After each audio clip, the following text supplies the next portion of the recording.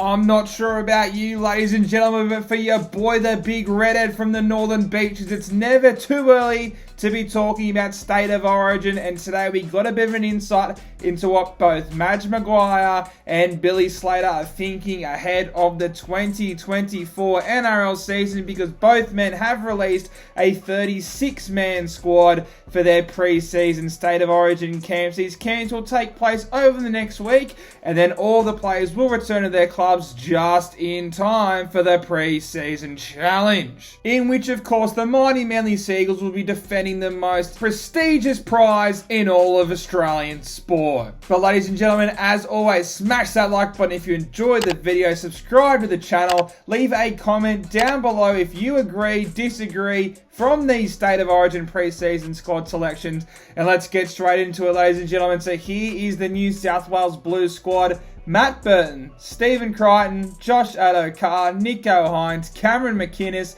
Hudson Young, Bradman Best, Tyson Frizzell, Jacob and Daniel Saifidi, James Tedesco, Daniel Tupou, Joseph Suoliti, Mitch Moses, Clint Gutherson, Junior Bolo, Regan Campbell-Gillard, Reece Robson, Jake and Tom Trbojevic, Hamole Olakau'atu, Cameron Murray, Cody Walker, Damien Cook, Campbell Graham, Keon Kolomatangi, Katoni Staggs, Appy Coruscant, Dylan Edwards, Nathan Cleary, Jerome Luai, Brian Toto, Liam Martin and Isaiah Yeo. And what's good seeing this from a New South Wales perspective is that Madge Maguire hasn't done one of two extremes. He hasn't picked the team that really just unfortunately hasn't been doing a job for New South Wales over the previous seasons, but he also has gone super young. There's a quality mix there between players who, let's face it, have been dropped from the side, players who haven't really performed in the past few years, but also players who have been wanting to see in the Origin arena for a long time. The big names that stand out to me, number one is Cameron McInnes. Guru has been shouting this guy out for years, and I would love to see him play for New South Wales, and I think if he's a Queenslander, he would have been picked years ago. The Saifidi brothers are up there, so is Regan Campbell-Gillard, and when you look at that on paper, our forward depth isn't that bad compared to Queensland's. Obviously, we've got no one to really battle Pat Carrigan and Tino. I think Jake and Payne Haas are the obvious players to start in the front row. We've definitely got some depth there. I'm really excited, obviously, about Hamole Olakau'atu. He finally got picked for something for New South Wales, and the same with Dylan Edwards. Also good to see that Jerome Luai and Cody Walker are both there. So Madge Maguire, he is keeping all options open, which is so good to see as New South Wales fans.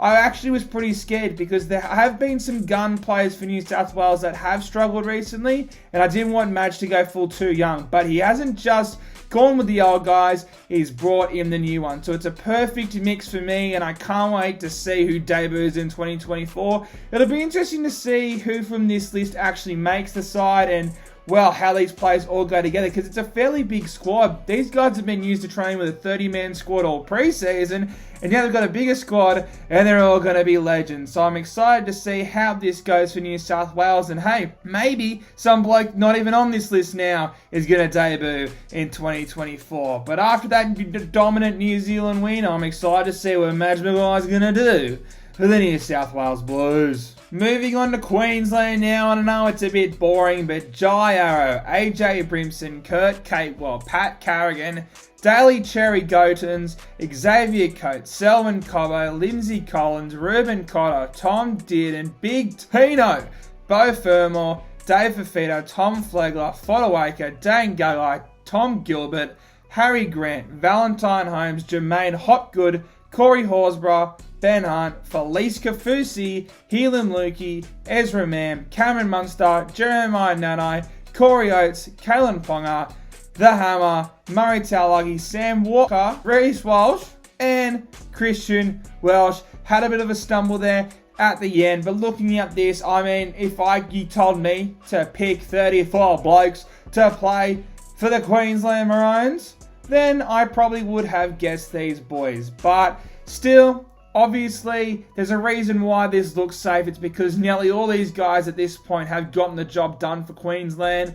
It's going to be an interesting situation. I think the Queensland number 14 jersey is really up for grabs. Obviously, the Kalen Ponga, Reece Walsh, that debate's going to go on all season, so I'm not even going to start that. But between, whoever doesn't get the fullback spot, Ezra Mam, Sam Walker, Tom Dearden, let alone this whole Ben Hunt, Harry Grant connection, Queensland, it's amazing how different this team is to 2021. I have no idea who's going to get the nod there.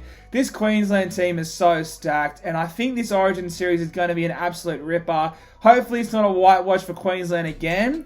When you look at this, they've definitely got the stars to really beat New South Wales. They probably should be the favourites because Billy Slater has been awesome in the Origin arena. And you look at guys like Ezra Mam, Sam Walker, these guys I look at as a poor New South Welshman, and I'm scared of what they're going to do in the future. But at the moment, they've still got DCE, and they've still got Cameron Munster, and that's all I need to be bloody terrified. In other news, we got our first bit of full contact rugby league on Friday. Unfortunately, was behind closed doors. Manly and the Dragons obviously had their scrimmage down there at the glorious Four Pines Park.